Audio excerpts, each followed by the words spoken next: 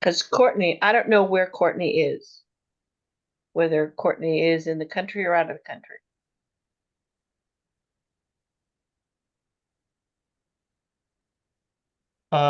Considering we have a quorum then, I do think it makes sense to begin. So for posterity's sake, this is the Finance Committee of the Maine Recovery Council.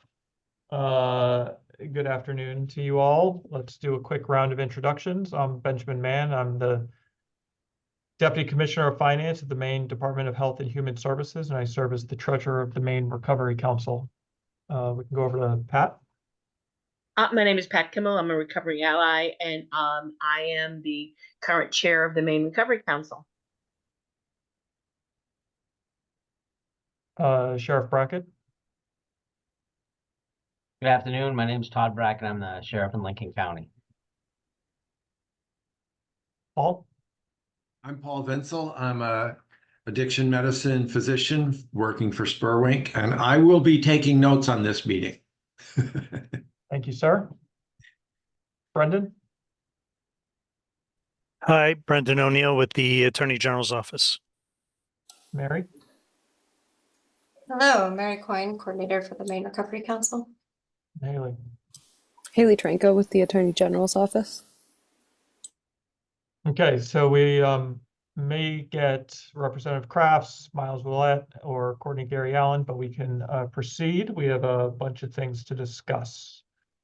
So there is an agenda online, and I have a few additions to it as well. But we can start where we normally start with a general budget update.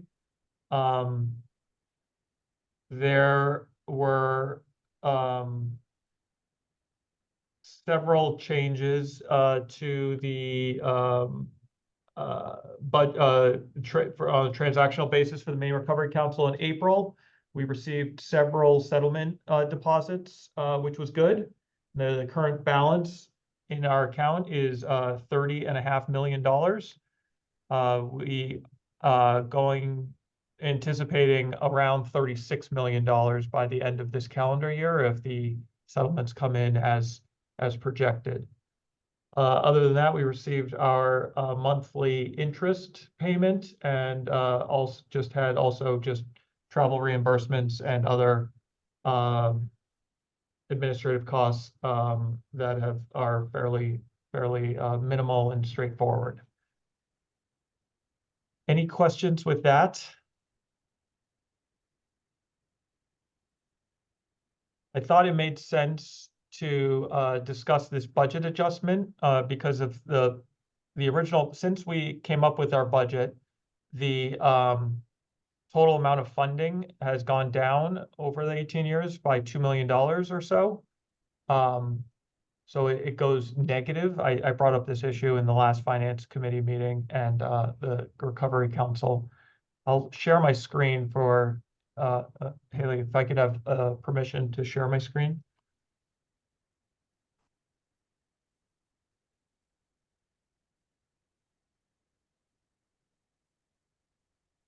So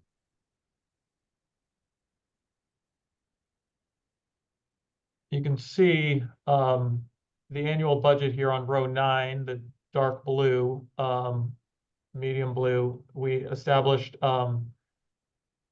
which includes the one-time and ongoing funding that we wanted to allocate over the coming years. You can see in year 7, it goes negative by 252,000 just based on the total amount of funding based on the stream of revenue coming in through the settlements. And it continues to be negative through the end of the period. I don't think this is not that big a deal. And I do think we should fix it though, so we don't have projected negative balances. And my suggestion would just to be in year 7, change the one-time funding from $2 million to $1 million, and same thing for year 8, which would fix it going forward. But are there questions about this issue at hand or other thoughts on it?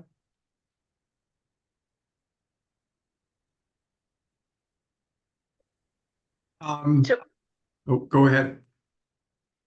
I was just gonna say, I think that suggestion in year 7 makes sense.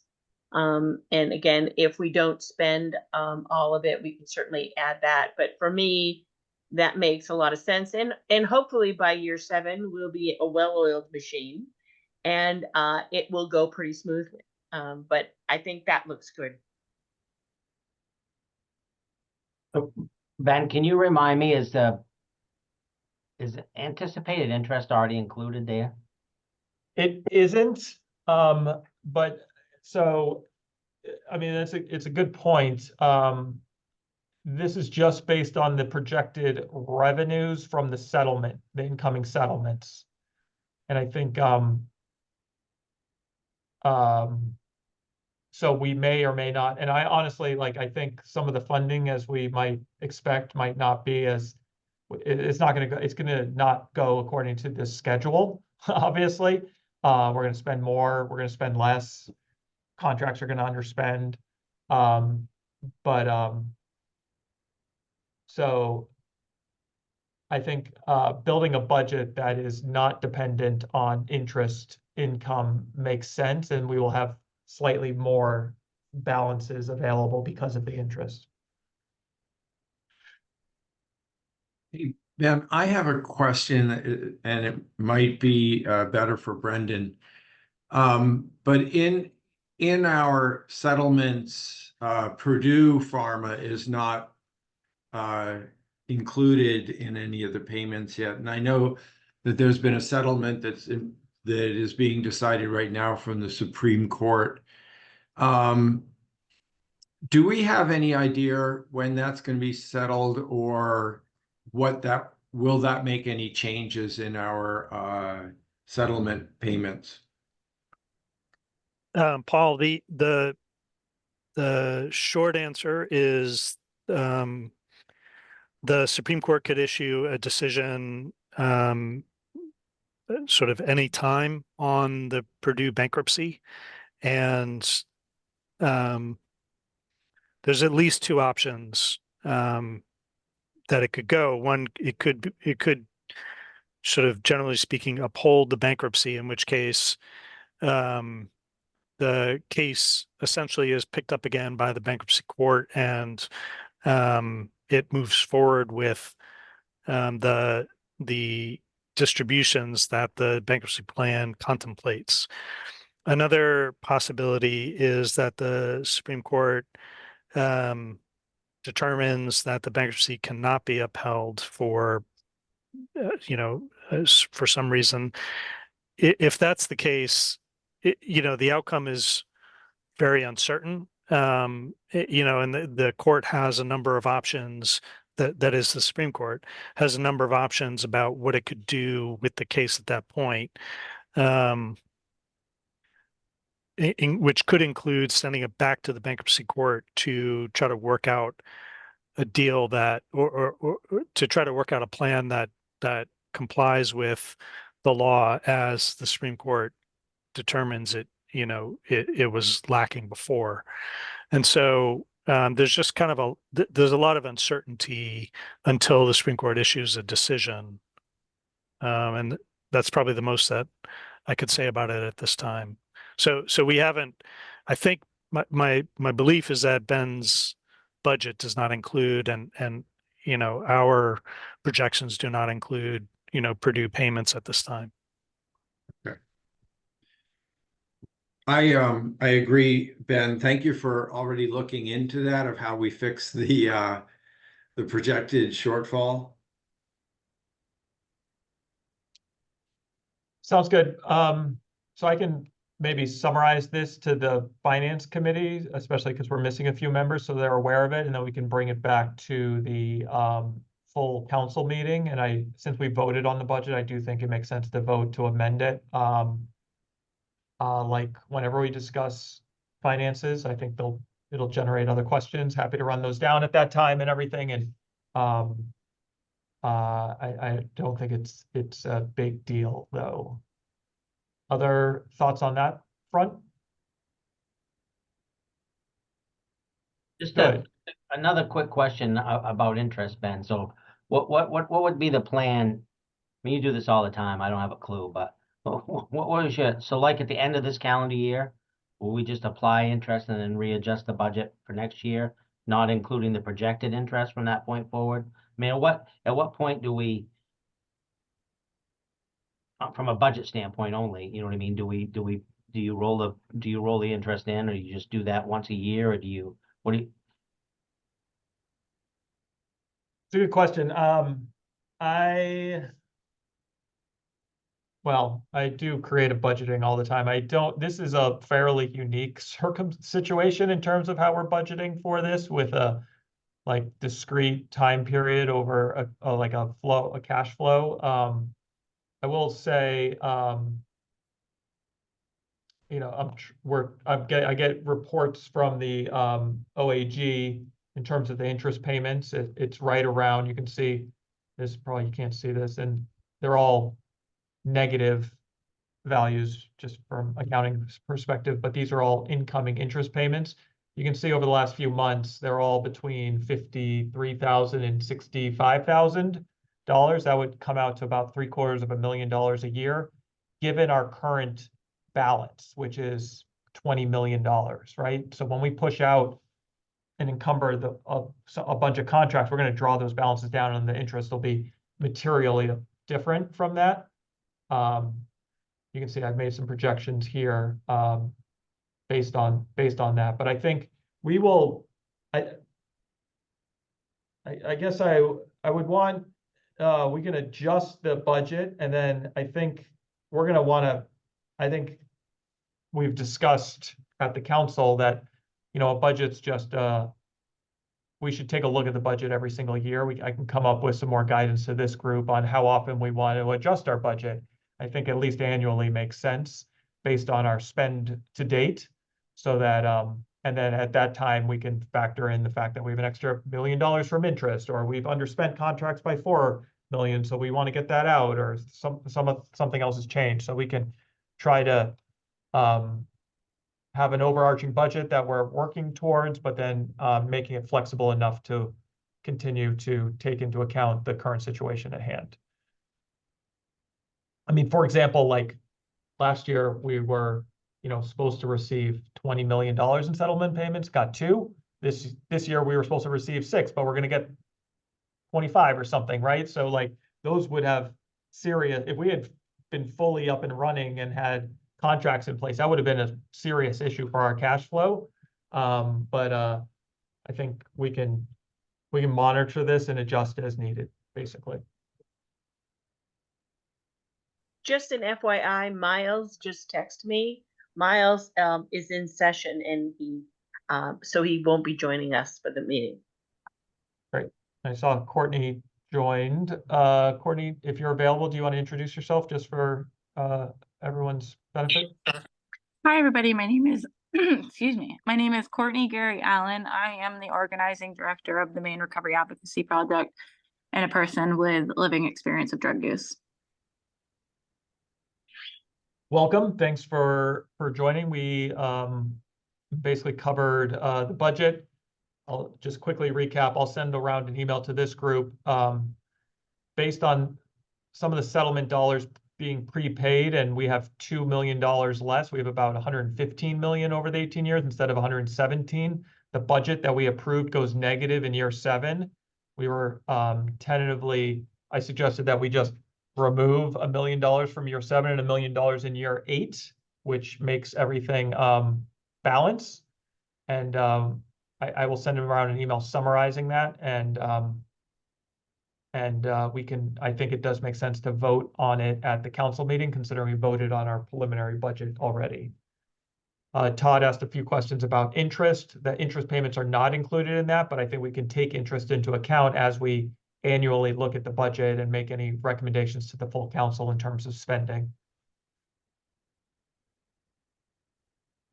Okay, let's get into some of the weeds of the work that we're doing these days. I know Mary had a list of topics that she wanted to cover, but Brendan, can I ask you to provide a quick update on contracts and any advice or guidance that you would like from this committee?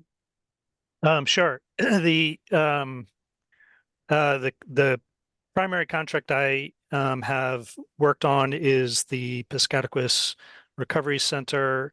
It's gone through a couple of levels of review here, and I had been hopeful that we could have wrapped that up in time to get it to this group by today.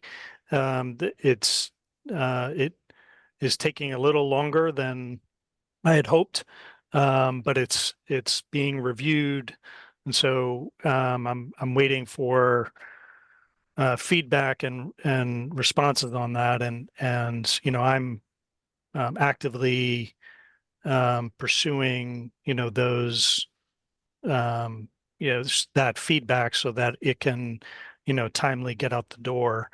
Once that contract is finalized internally and reviewed by the council, with any feedback from the council, I anticipate it being essentially a form contract that, like other state contracts, allows Mary or, another person internally to drop into critical parts, the, work of the next contract, and so forth. And things will go more quickly. So right now, the issue is it's the first one. We're making sure that we understand internally the processes. We're making sure that it's enforceable as best we can, and so forth.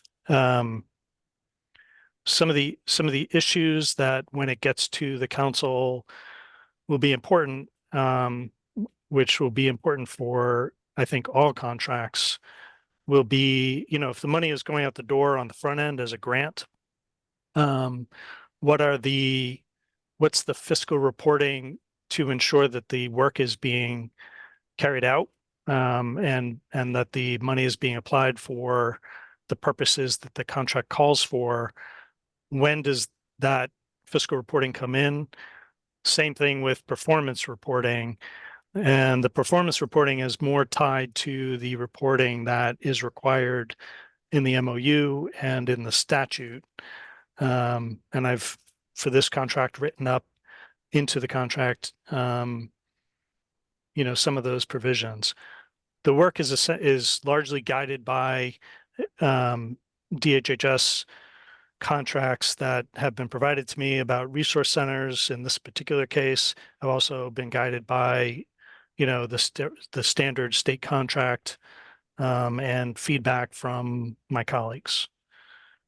And so I'm hopeful that I am going to be able to send that out this week to the council.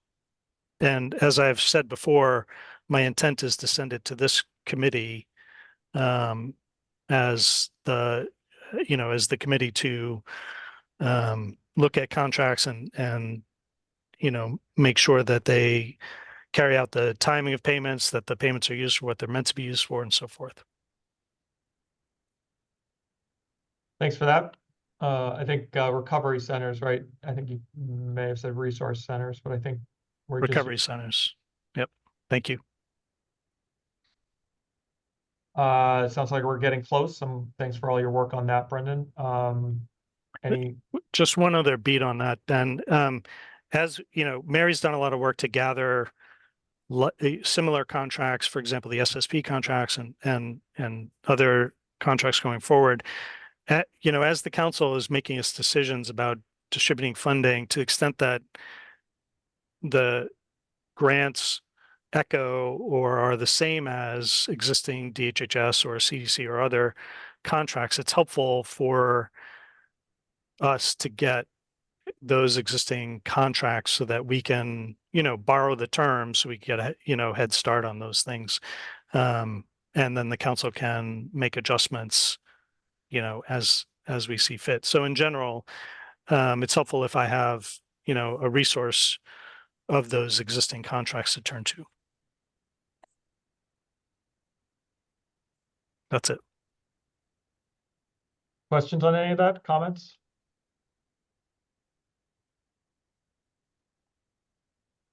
Very good. So let me try to summarize. Ben, I see Courtney's hand up. Sorry, go for it. Just a quick question. So are we, at some point, are we gonna all talk about what the oversight process is? And like financial oversight process / reporting? Is that Yes. today or just another time? I don't know whether it's on Ben's agenda for today, but I think that's an important conversation. Okay. Thanks. I mean, I think, although Ben, that may dovetail with the sort of post-contracting kind of vendor conversation and, you know, what that work looks like. Yeah, let's, I think that, that one's more process oriented, so I think let's have that discussion right now on what the financial oversight process would be and the responsibilities of this committee. Obviously, that we need to ensure that the funding that the Recovery Council is distributing is being used for its intended purposes. And that they're working within their budgets. I think Brendan, do you have a setup for generally quarterly reporting? I do for it in this contract because it's making quarterly payments, but I, you know, reflect on the fact that other contracts will pay, you know, twice annually, others will pay once, and you know how those are, you know, the contracts will include terms that permit, you know, recouping funds if they're not being used properly. But you know, I'm not, you know, if I should be requiring quarterly reporting in contracts that aren't paying quarterly, those are the kinds of terms that would be helpful to flesh out. Does the group have thoughts on that, Courtney? I mean, I was just thinking it might be easier, and I'd like Mary to reflect back to me if this is not true, but it might be easier to have everybody on the same schedule. I would struggle with managing like different reporting across a bunch of different time frames, so I don't know. Also, I have an ARPA grant right now that I have found very, like, their process to be very good. What I have to do is they give me like a month up front, but at the end of the month, on the 1st of the month, I have to report, well, by the 15th, I have to send in all of my like documentation. I have to attach every receipt, bank statements, etc. Before they'll give me the next check. And then also every 3 months I have to do like a reporting of outcomes, and they have this form that I fill out. It's the same form every 3 months to report back on project outcomes, both like numerically but also like description of outcomes. And I don't know, that's my most like stringent grant, and I think it was like it's a very good process that they had. So I just emailed them and asked them if they had anything in writing about their process that I could share with you all. Pat? So I like the idea of quarterly reporting, but I may adjust that if it was a smaller amount or if it was a one-shot deal. So if somebody asked us to for payments, if someone asked us to buy a house, you're certainly not going to pay them quarterly, you're going to pay them out once. But I do believe that asking them quarterly, what's the progress on buying that house and how that's going. I like the idea of quarterly. I think that once we establish, they submit a budget to us. I think I'm not interested in receipts kind of thing. I'm just interested in hearing what they said they spent it on. But I'm wondering if it's too much to ask that if they go over or under a certain percent of their budget, to give an explanation as to why. So if they said they were going to spend, I'm just throwing this out of my hat. So they said they're going to spend so much money on electricity, they didn't pay the bill, you know, or something. Why was that so under budget? Or if they said they were going to do travel, again, that's just standard procedure. It used to be in state contracts that if you went under or below a certain percentage, that you gave an explanation as to why. And that sort of helps with, we gave the money to do a service, and if they're hoarding the money, why are you doing that? Why isn't the money getting where you said it was going? And that could be just because it's a certain quarter and you're going to spend it in the next quarter, but just a short explanation as to why above and below those marks on a budget. But if they submit a budget, they just need to quarterly submit a budget to us. And then once we get performance indicators, a quarterly report on how they're doing with their performance. Doesn't have to be complicated. Todd? Yeah, I think, Pat just hit my points. I don't think one size fits all as far as funding going out. As far as reporting comes in, that seems to make sense. It's only, that's where I was going. It's just, in other words, quarterly payments isn't gonna work for everybody, but Pat made that point. You know what I mean? Quarterly reporting, on the other hand, seems reasonable to me. So in the scenario of, a one-time payment or a payment that goes out, it's over 2 years, it goes out, payment in first year, payment in the second year, the sort of 2 payments over 2 years scenario is easy enough to build in quarterly reporting. In the situation where there's a one-time payment, we can require quarterly reporting, probably for a period of time. I could require it, I don't know, for the first year or for, 2 years until the money is spent. I could do something like that. Does the group have a preference or guidance?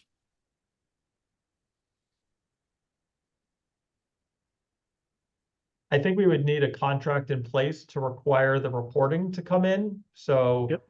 if we are making a one-time payment to an organization and have a one-year contract, I think we would expect 4 quarterly reporting updates, both for performance and financial, and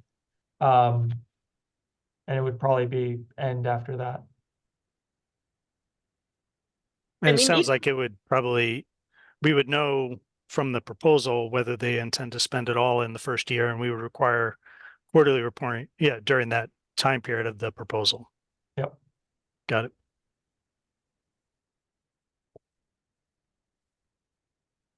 And part of that reporting is really for our own benefit, because we are required to say what impact we're having in the community. And so if you're giving somebody a one-time deal to buy a house, say recovery residents, we need to know some data on the impact it's having on the community. That funding that's spent. So asking someone on a one-time deal to report to us quarterly for a year, I think, is reasonable. Courtney? Are we also gonna have the same types of outcomes across all the grants so that we can report like collective outcome for this money, like such as how many people did you serve? That could be a question across every grant, or et cetera, so that we can say as a council, this money has impacted 1 million people. Last year, I made that number up. And then, but I think some of them also might not have the same ones either. So I have a couple of responses about that. One is that there are 2 reporting requirements. One in the MOU that says, recipients have to describe to the council how the funds they received were targeted to the approved uses. And so that'll change from contract to contract, depending on what the use is. And then similarly, in the statute requires reporting of the outcomes of funded activities. And I think that will also be different from contract to contract. The financial reporting, I think we can certainly have consistency for that. In terms of the impact of the funds, I think there will be some differences depending on the project. Yeah, I agree with you, Brendan. I definitely think there will be some nuances across projects. Like one project might distribute Narcan and one project might not. But I do think there might be some like binding red ties that every project is going to need to report on so that we could create a collective kind of impact. That might be for another conversation. The other question I had was, do either of those documents require a publicly accessible like dashboard? I've seen other states have like a dashboard. The council is required to create something like a dashboard. Okay, great. And it's directed to make every effort to use existing state resources. That's in the LD, isn't it? It's in the MOU. In the MOU. Great, thanks. Pat? I think it's pretty easy to do. I think what Courtney's asking, we can have generalized questions in some of the reporting out, which is, are you serving predominantly males, females?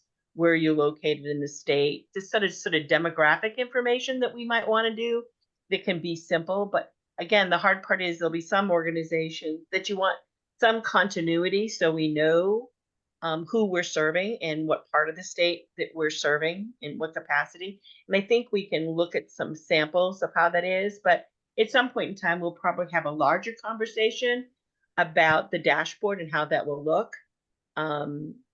And we may have to get some technical assistance into doing that appropriately to get that all out. But that's, I think, another further conversation for the council, not necessarily at the grants level at the moment. But I think, Courtney, I agree, we need to have some demographics that's across the board.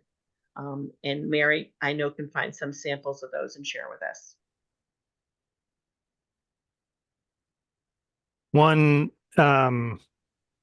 question is whether the council wants to create or use an existing financial reporting form for these quarterly financial reports. There's a lot of value in using an existing form, and I'm happy to, take suggestions. On the other hand, the council may prefer to develop its own. And, that can be a task that, this committee or another committee undertakes. It probably raises, the question of, but it's a much smaller issue. How do you account for direct costs, indirect costs, admin costs, things like that? But in general, I think if we're, in terms of finding consistency, having a form that is used in all the contracts is, from my perspective, ideal. I just want to make sure that we're operationalizing the work we're talking about. Have you given that some thought, Brendan? Do you want, is there like some sample reports this committee could take a look at? Do you want us to put some things on paper? Mary, have you been thinking about this? Like how is that getting operationalized or will we just see that with the Piscataquis Recovery Center contract? Because that will include some financial and performance reporting requirements on them and in whatever rider or section of the contract it is. Yeah. So in looking at, DHHS contracts, it's got well-established financial reporting forms that, we could use if appropriate. The way I've written the contract right now is because it's sort of premature, it's the, contract is coming before this issue is fully decided by the council. I've written the contract to require financial reporting by the grantees, but they have the option of either providing us with certain information that I'm requiring in the contract, in an Excel format, or they can just use the existing DHHS form. And I've given them that option. I'm happy to circulate that form, for this group to consider, but you'll also see in the Piscataquis contract, I've kind of just listed many of the categories that are found in that form so that the grant recipients have some flexibility to be able to put it together in a way that's, easier for them. But I think and the contract does, currently permit the council to promulgate a form that it can then require the grantees to use. So there's flexibility to develop that in the future. But I think it would be good and helpful to have a uniform form that, anybody reviewing these can just feed into a system and review. Paul? Thanks, Brendan. I would definitely be interested in seeing what the form that DHHS uses, because if we can not reinvent the wheel on one thing, that would be very beneficial, and it might have our money go out like 3 months earlier for the length of time that it takes for us to get these things done.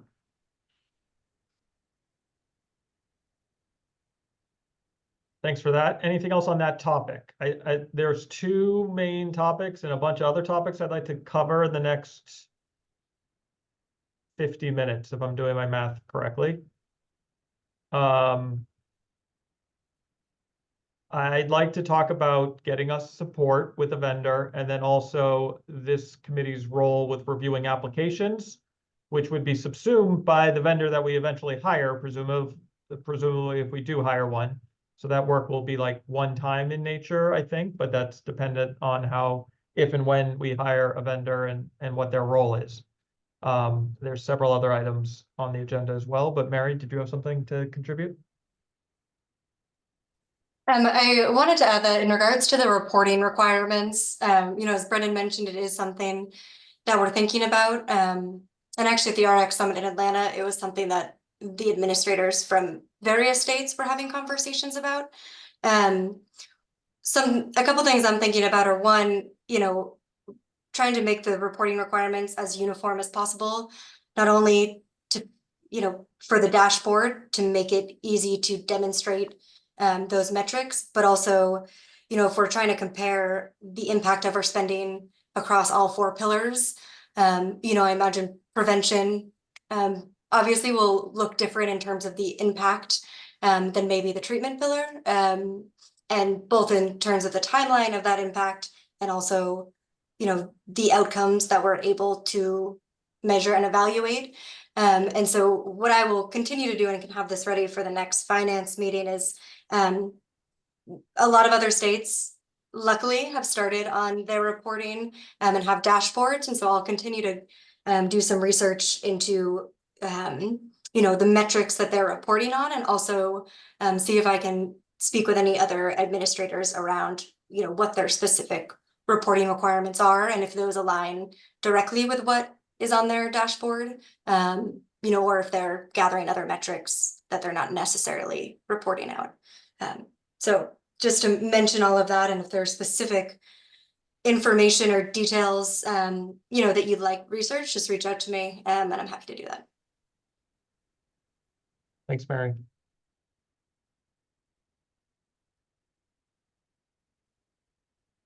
Okay, I do think it feels like making an investment in the future. I do want to have this conversation about adding capacity for the council. So let's go there now.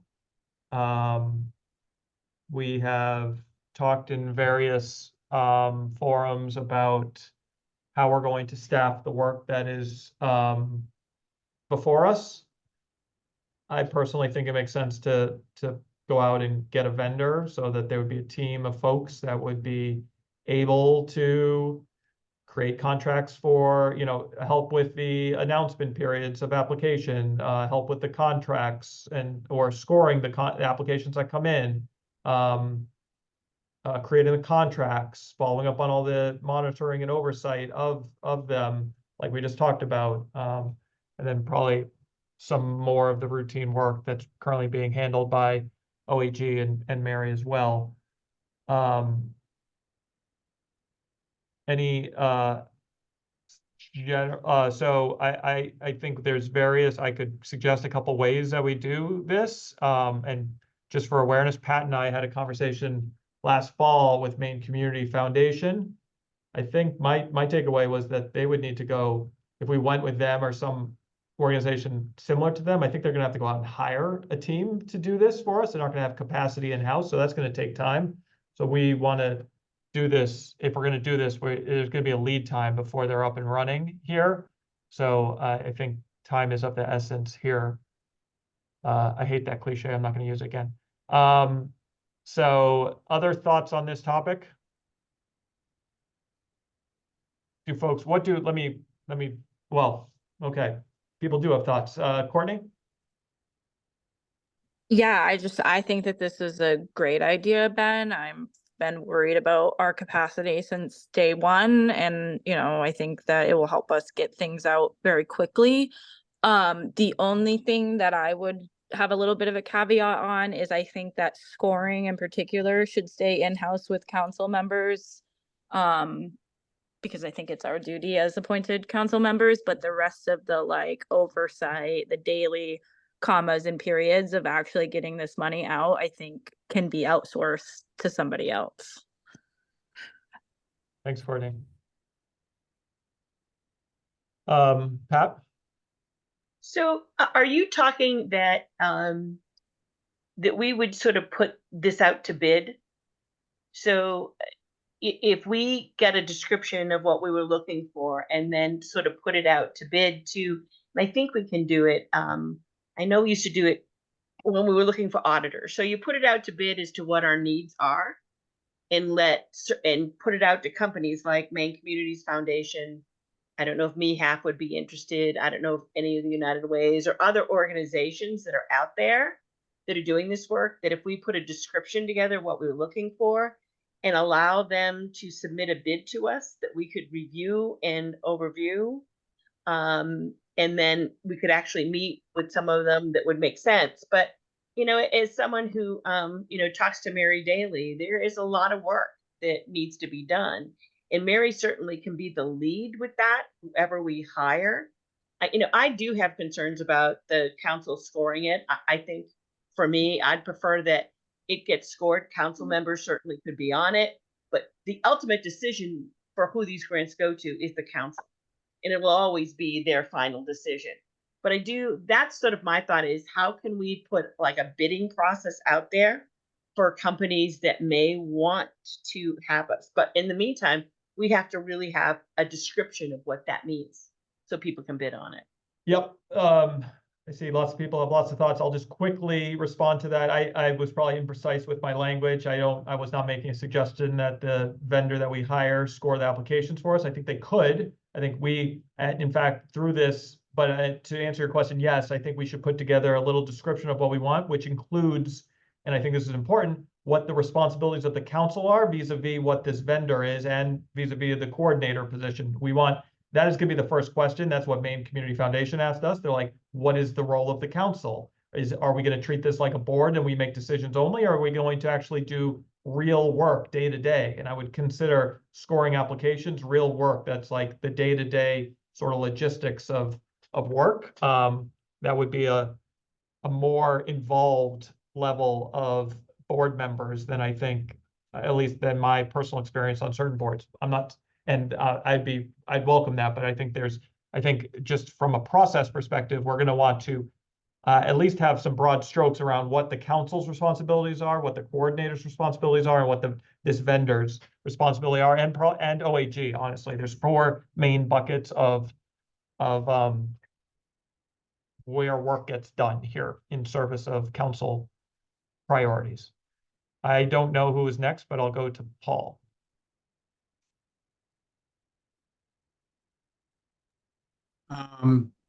Well, thank you. Yeah, I think I just want to lend my support to doing this, to hiring someone to do that. I also, like Courtney, would like to have council members involved in the scoring if we don't do it all ourselves. I think I think that's going to be one of the more interesting and exciting things we do. And I'd certainly want us to be involved in that. Great. Ella? I think that in terms of moving forward with this, I just have two main questions. Well, one of them is what you just brought up, Ben, which is I think we should take some time to outline the responsibilities of the council versus coordinator versus OAG versus vendors. That's super clear. And then on a more granular level, I was just wondering what our budget would look like for actually hiring the vendor. If you have an idea for that. And then I have one other thing to say, but I'll let you answer that first.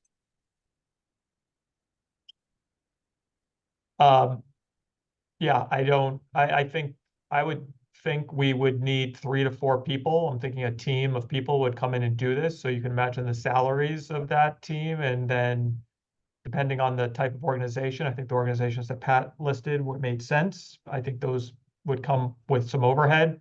It'd be in the hundreds of thousands of dollars a year, I think, to retain a vendor like this to do the work.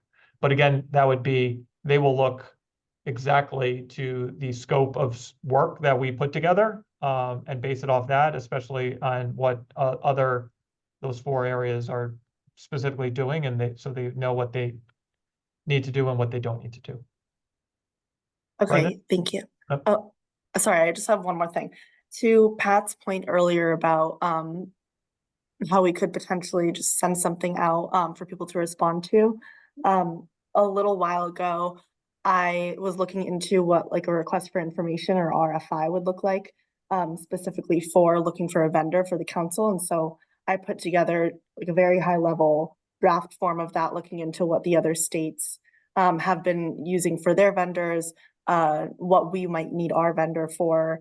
And I put that in draft form. I could either share my screen now or send it to you at another time, just for you to like look over to see, have an idea of what one of those requests could look like. I don't know if that would be helpful or if that's something that you all would even want to move forward with, but that is an option in terms of something that is almost ready to go. Thanks for that. Let's come back to that in a second. Brendan? I just want to offer that there are regular discussions of people who do the work that I and Mary and others do around the country. And there was a recent conversation about this very topic of the structure of the administration teams that do this work.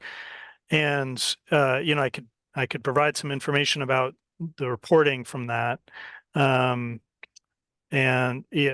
about the kinds of positions that people are talking about that exist in other states. The one thing I will mention at this time is that there were only a couple of states that actually, volunteered what they're doing. Of the handful that talked, one of them talked about having a cap on this kind of admin budget of 5%, trying to think more like a nonprofit. Another one discussed capping their expenses at 10%, and various of them talked about the source of the money being either from settlement funds or from other funds. But we have that information about those other structures if this group wants. I think it makes sense to have a brief understanding of what other states are doing and what some of the research to date has been on this front. So I don't know if that's Brendan or Ella. Sure, I can. I'll just talk quickly about what happened on this past call, and then turn over to Ella if she has anything to add. The handful of states that presented, at least on this call, and I'm reminded that Mary went to the RX Summit, and there could have been additional presentations there. But on this call, sort of larger states generally presented, and one had 3 full-time staff, but they expect to grow in their they're making the argument internally and to others that the sort of what you get what you pay for in terms of staffing, that if if a council or a statewide abatement board wants to be more effective, there's value in having adequate staffing.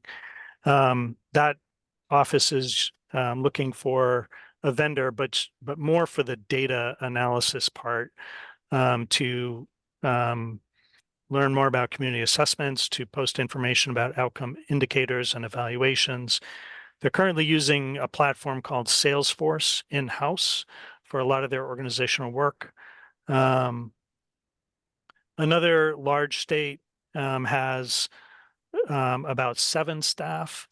They range, the staffers are an executive director, director of finance, director of operations, resource coordinator, business manager, business analyst, all of whom do a variety of things. Another of the large states has, again, sort of 7 people, a director, a deputy director, an attorney, program administrators, senior policy analysts, grant program directors, 2 analysts, 2 accountants. And another New England state is organizing its work by asking the state agencies to use their existing resources to carry out this work. And in that situation, it's more like their board is sort of an advisory board to the state agency, and the state agency then carries out the work. So there's different models, but in general, the staffing is sort of what you expect. If looking at a MEHAF size organization or Efficiency Maine or others where there's sort of a trust and it's administered, or a board, and then there's certain key staff that carry out the board's work. Thanks for that. Ella, do you have? That's it. Yeah, so Ben, is your question more so what research I found in terms of what other states are doing for vendors? Or was your question something else? I thought I understood that you were doing research generally into an RFI on both what other states are doing in terms of hiring capacity, and then also maybe if you could describe a little bit of the draft that you pulled together for the or what some interested parties might be reviewing. But Yeah, if sure. if it's duplicative of what Brendan just said, just let us know. Yeah, sure. So what I found from most of the other states that I've spoken to, and then Mary was on a few of those calls as well, but they are just using infrastructure and systems that they already have within, or the councils are using infrastructure and systems that they already have within the states, and their own states grants portals. So they weren't extremely helpful in terms of who we could use as an independent vendor. But I can share my screen right now and show you the RFI and the structure of that and what sorts of more specific questions I think we could discuss right now if that's something that would be helpful. Yeah, let's do that. Okay.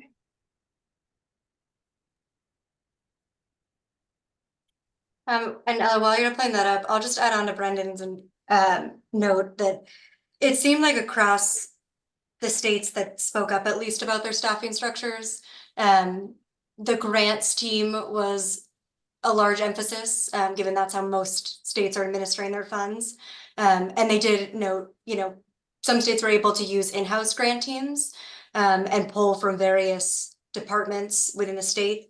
They also mentioned the need for technical assistance and compliance and outreach support, and that was a bigger staffing need than they had anticipated.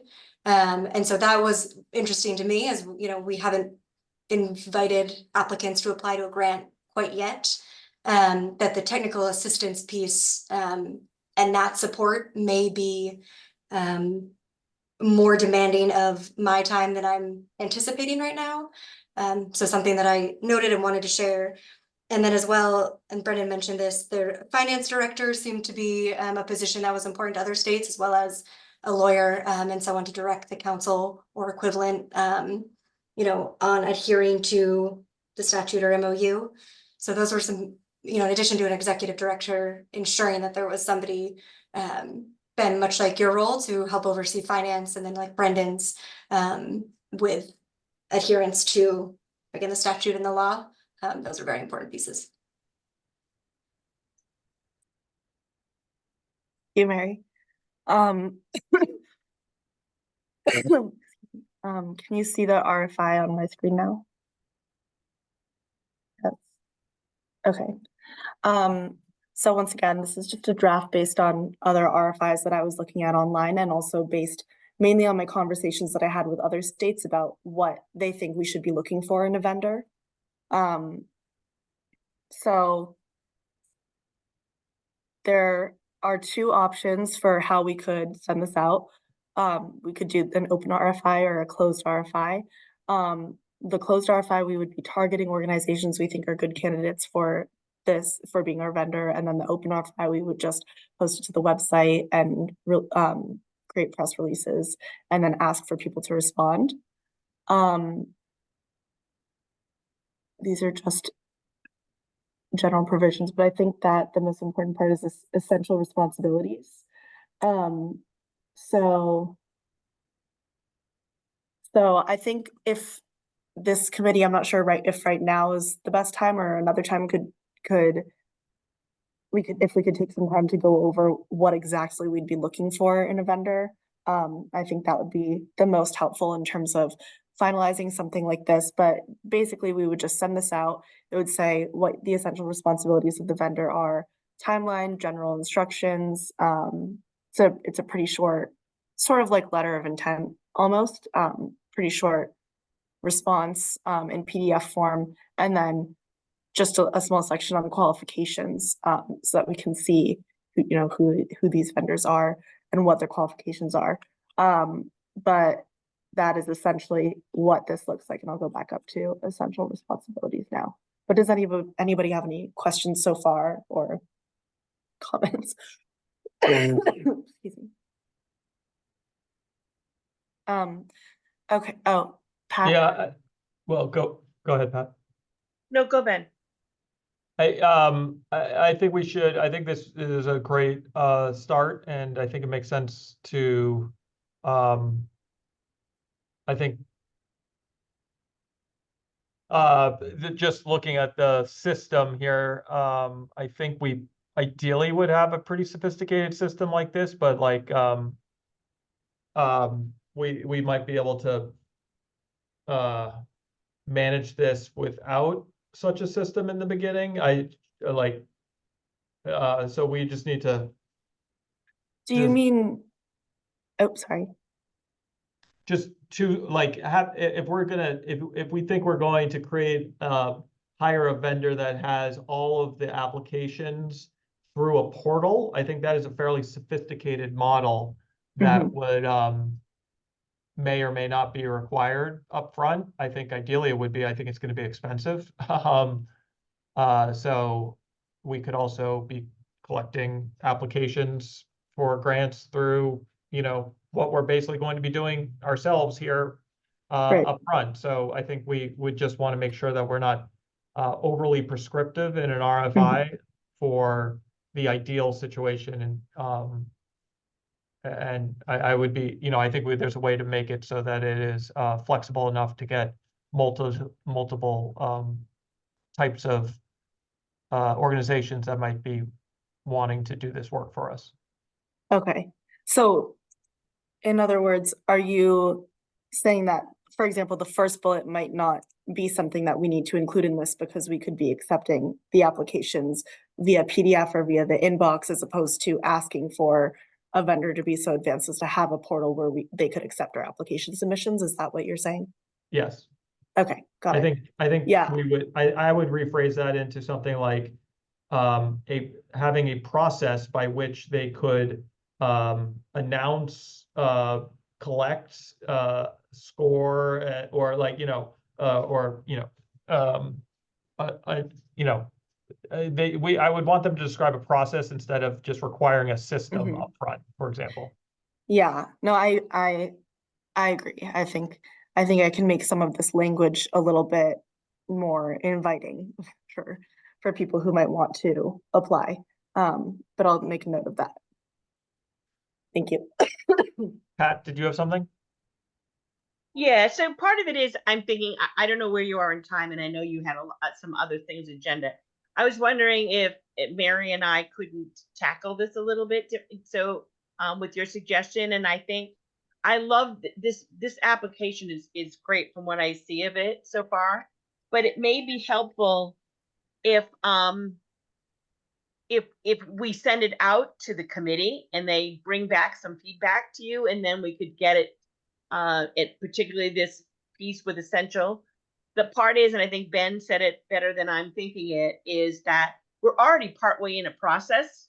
So at this point, we're not going to stop the grant process that we're in and use their portal. So I agree with that. And I'd like to explore, and if we can do it, sort of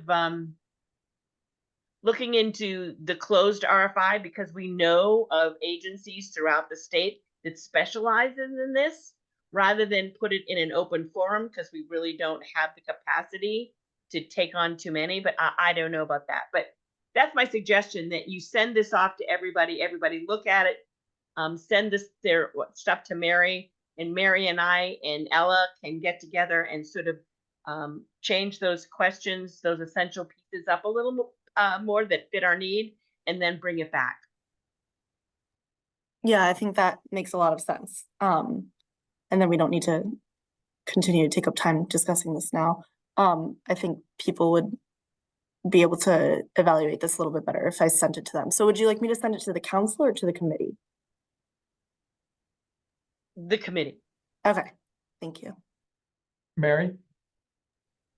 Yeah, I just like to add in, thank you for pulling this together. And as we've mentioned, we're learning the process as we go a little bit. And, you know, one time very much could have been able to support sort of a grant portal or something like that. But I do agree that at this point, it would delay the process quite a bit. And because the LOI is live, I'm very hesitant to do that.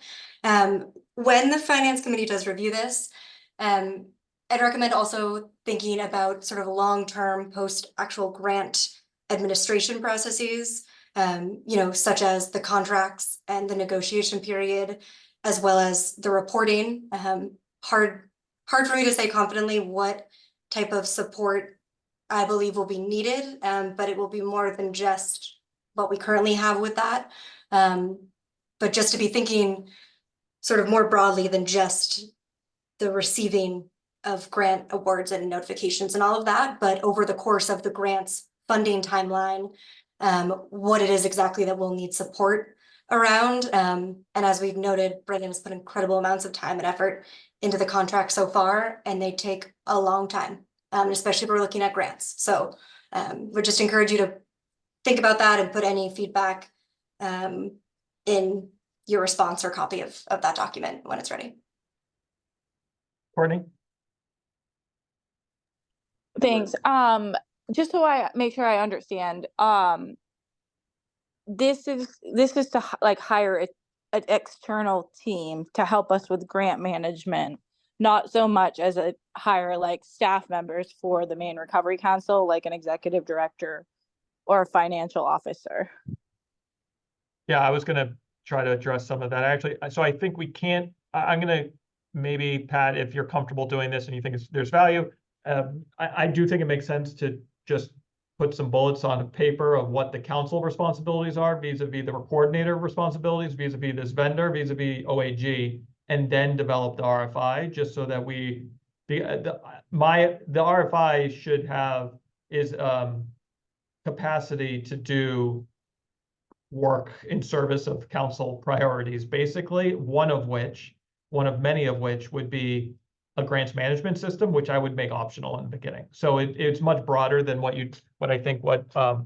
Ella just showed, because we're going to want, I mean, this is I'm thinking that this is we want a vendor to review all of the performance and financial reporting pieces as they come in, and help and interact with the potential applicants as they have questions. So basically, like, it's an extension of Mary, and she can direct the work of the vendor through the direction of the Maine Recovery Council board members, right? So like, there's a pretty clear, I think, flow of work here of how it would happen. But so I just don't want to get hung up on a grants management system RFI. This is like basically capacity for the Maine Recovery Council, and it's mostly just labor. It's not I don't want to be buying an IT system because I think that's going to complicate things in the interim.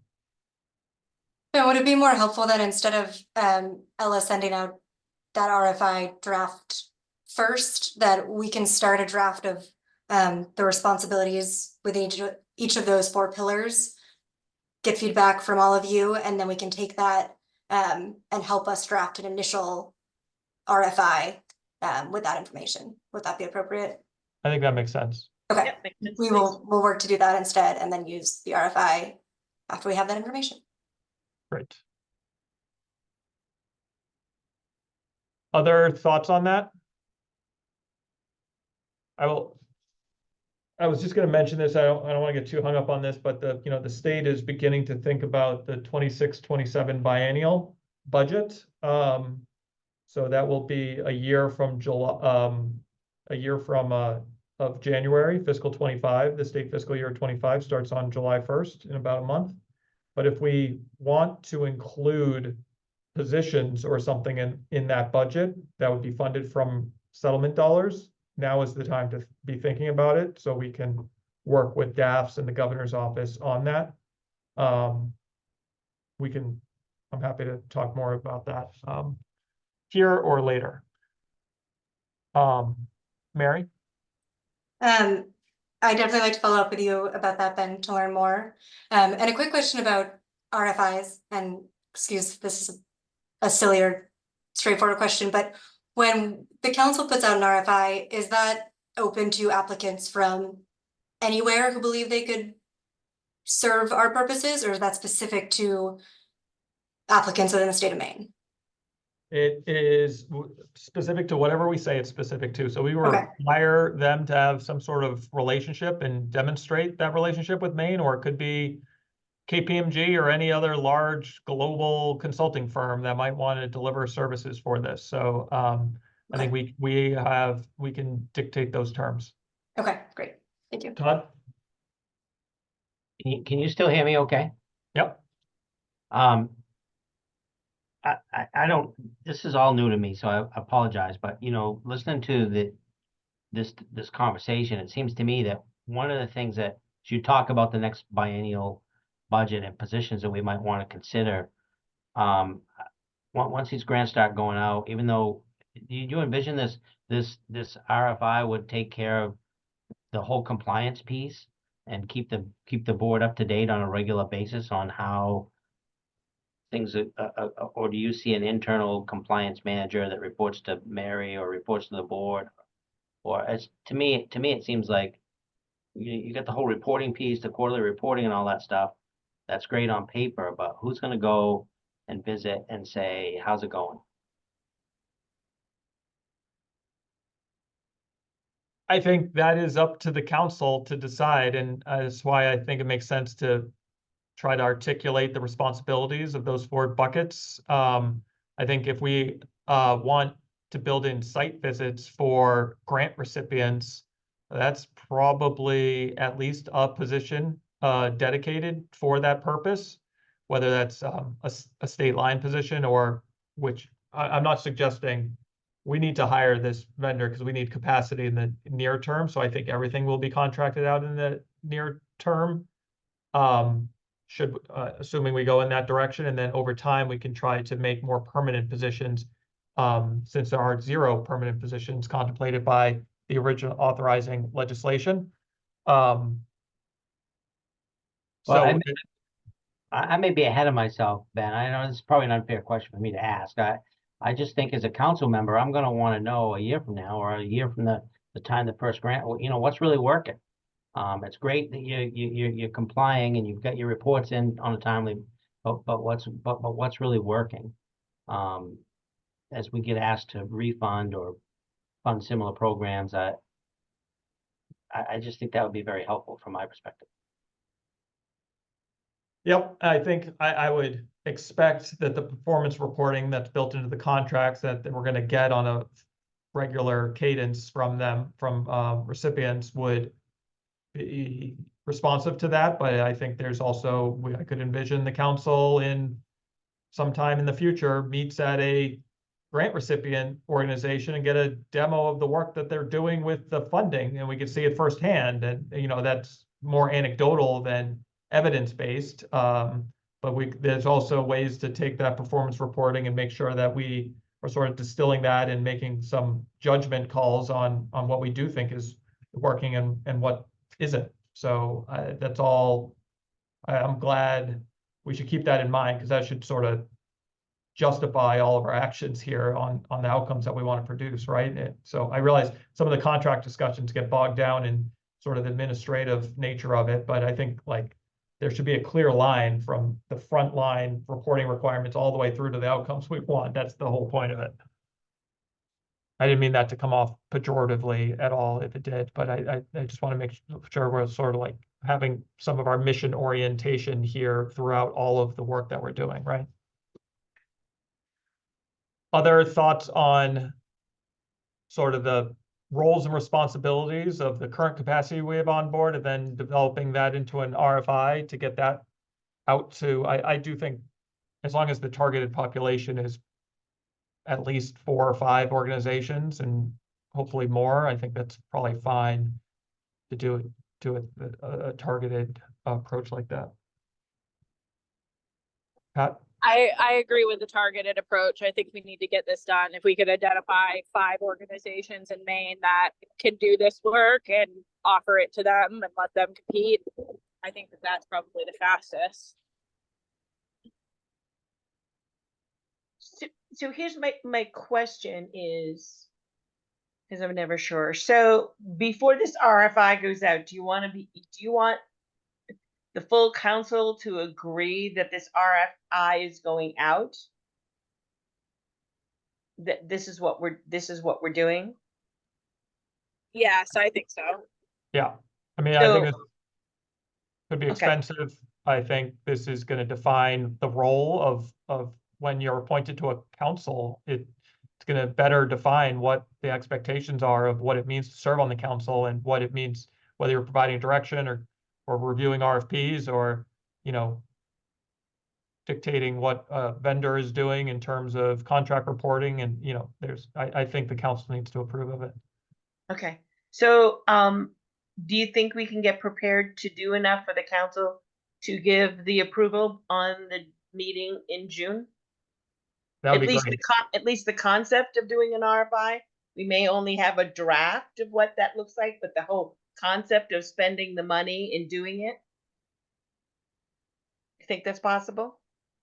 Because I'd like to put it on the June agenda. Mary looks nervous, but I would like to do that.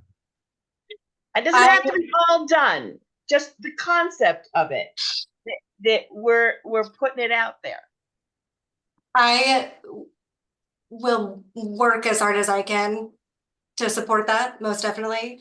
My hesitation right now, or not hesitation, my concern is that if we wait too long to publish that RFI, let's say we have to wait till if we have a draft for the 20th, but then we have to wait till July, that impacts the timeline of the grant, which could be okay.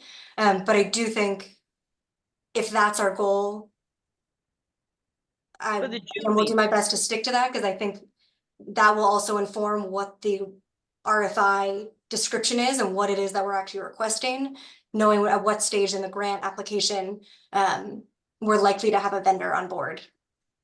Are we wanting to hire this vendor for this next round of funding or this grant application that we're going to be expecting? Or is this something that could be for the next round of applications? I think it's a good question. I'd say it's not relevant, because we should work to get our funding out like we've been working, and we should work to get a vendor on board, and they will pick up and just sort of be an arm of the council whenever they get there, because we're going to be working in phases here. We're always going to be thinking about the next application period. We're going to have contracts that need developing. We're going to need contracts that need oversight. So it's just gonna be a continuous stream of work here. That's just layers of stuff I think going on, so. it's concurrent planning. I think we keep moving forward with our grant process, and then we get get the RFI out. I don't think we put ourselves on hold to do this. I think for me, we move forward. I just, at the June meeting, if we could just get at least a consent, a vote from the council that they approve of this process, then we can look, Marion, we can look at a timeline that we'll present to them about how this will go out. But I would just like to be able to get it moving. But again, I don't think I think we move full steam ahead where we are.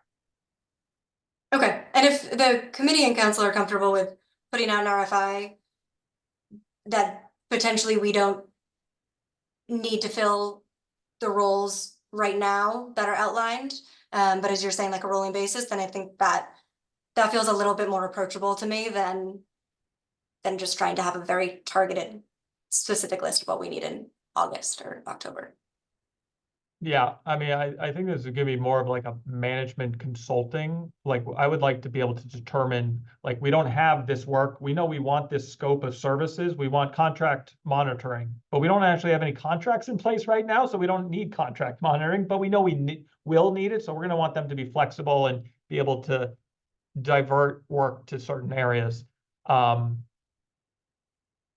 So I think that is a good plan. I would also like request for information, just this is technical, but typically that doesn't actually result in an award. We're talking about making an award here. So I think we can just call this like the vendor RFP, right? We want a vendor to help us with capacity here. And we can, I think it makes sense to tee this up to the council, get general agreement on doing this, and then we'll need to figure out how much money we have available for this with, but I presume we would do through that closed RFP process or semi-closed, they would be making pitches back to us on how many people and what the cost would be. So, Courtney, I'm sorry, I missed your hand up. Did you have something that you wanted to highlight still? Nope, you guys said what I was gonna say. Thanks.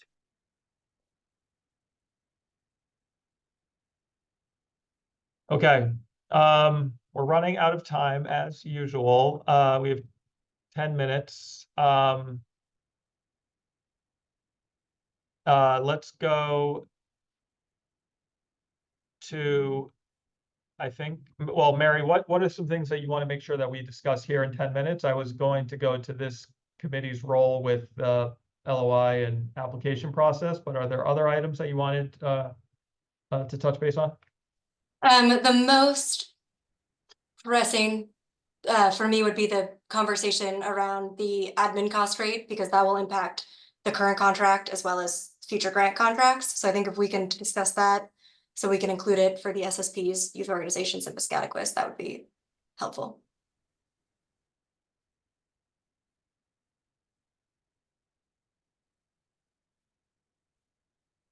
I think I'm comfortable with up to 10% and letting the organizations come in with a 10% for the indirect, which is basically unallocable costs. It's basically the corporate structure, basically. It looks like that, oh, Ella, you did some research on this, or Mary, you did, and it looks like it varies from state to state. 10% looked reasonable to me. I think we heard from TOA that they have some concerns with that. I don't know, Pat, if you followed up with Joe on a discussion on that, or if there's information that can or should be shared from that. But I'm just one person. What do other people think?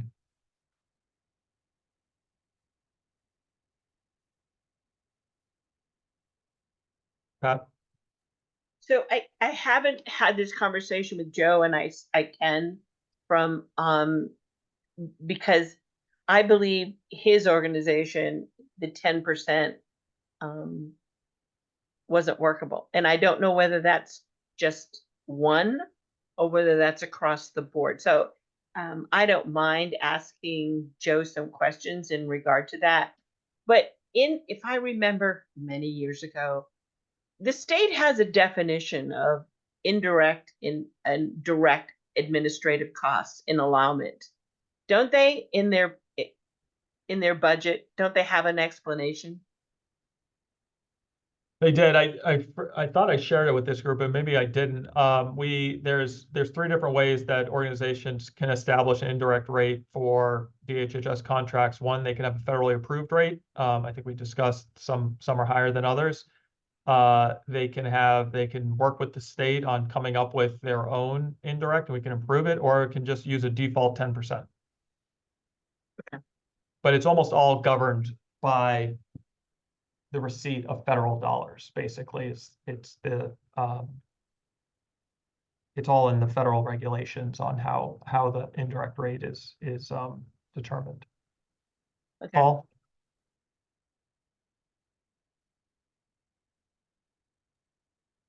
Ben, I agree with you that it seems that 10% is kind of a frequently used number. And I think to make it easier for all of us, going with 10% would be good. It's not clear to me, what TOA's, issue with it is, and whether we should even consider that. Yeah, I mean, I honestly, some organizations won't use an indirect. I think they can build in, we'll be paying for a position, we're doing the work that they want to be doing, and they don't have to. That's why I say up to 10%. So we don't need to, like, I think we want to support a lot of these organizations and the work that they're doing generally, but there's multiple ways of doing that. So I don't think we should just default to this. I think they need to propose it, and I think they can propose up to 10%, but I am open. So I don't, we can. Is there more discussion on that? I think that's a helpful guideline for the grant application, especially, and when we're looking at a more detailed budget, that feels really helpful. If the committee is comfortable with it, what Pat and I can do is we can discuss this rate with the recipients of the December allocations, and if there is specific issues with the up to 10% indirect, we can bring it back to the finance committee on a case-by-case basis, but then moving forward, the up to 10% will be what the council is moving forward with. And if that's the case, then I feel comfortable with where we are in this discussion, and that checks that box for me. Yeah, and just for as a reference point, I get involved occasionally on indirects when I don't like that they're so high, but like 99% of the time, this just is like we put an RFP out for a set of services.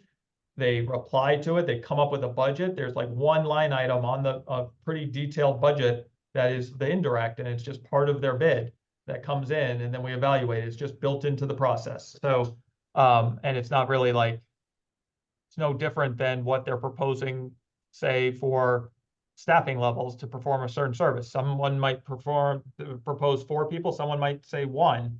Both are probably wrong, but like we just determine, it just sort of gets factored into the overall cost of delivering the services for that area.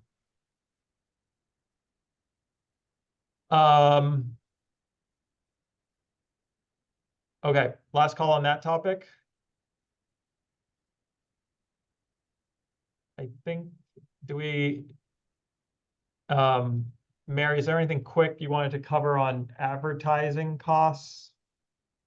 Yeah, just a sort of heads up to the finance committee. Haley, Ella, Brendan, and I, well, more so the 3 of them than myself, are working to gather a current breakdown of the council's advertising costs. So we're specifically thinking about the notices that have to be posted in the newspapers and other costs like that. When the council originally started, the AG's office supported those costs, and so now we're looking to transition them back to the council's funding. This came up in part because we received a proposal from Maine Public about advertising the letter of intent. And currently, we would need to go through the process of approving that and doing, whatnot with the full council to go with that or to move forward with that advertising. So a bigger discussion around those costs will be coming. And so if there's specific details or information breakdown that you'd like to see, please let us know and we can try to gather that if it's information that we have. But wanted to give you all that heads up. And then, you know, as part of that conversation, having, and this can come further down the line if needed, but if the finance committee can also start to think about sort of general policies around approving or moving forward with those costs. And I'm also thinking of what will support me in my role and with future needs that come up. If there is a limit to, you know, how much can be spent without necessarily a full council vote, which would require waiting until the next month. I think starting to at least think about a policy for that would be really useful, especially as we continue to move forward with allocating funds. So more to come on that, but that's sort of the general rundown. Were we gonna do that, or was the governance committee going, or the executive committee going to do that? I thought we were gonna decide, I thought the executive committee might have been thinking about what was okay being like under a certain amount without a full vote, but I might be conflating. That was something else. We certainly can do that. I don't think it comes under. Oh, does governance do policy and procedures, or does It might have been the executive committee, not the governance committee, but I don't know. Yeah. You and I can talk about that, Pat. Yeah, we can do, we can talk about it. Just like, for instance, with this advertising with the Maine Public Radio, by the time the council approves it, we've only got a few more days for the letter of intent to be out there. And you know, so Mary could have just, if she had like under $1,000, she could have approved it and moved it through. Now we have to do everything through the full council, and it's not a good use of everybody's time. So I'll get a few things together for the executive committee anyways, and we'll add that, but you and I will talk, Ben, about how that will look. So Great. We had other agenda items. I have to lead another 2:30 call. I'm sure you all have places to be as well. Any other final quick thoughts?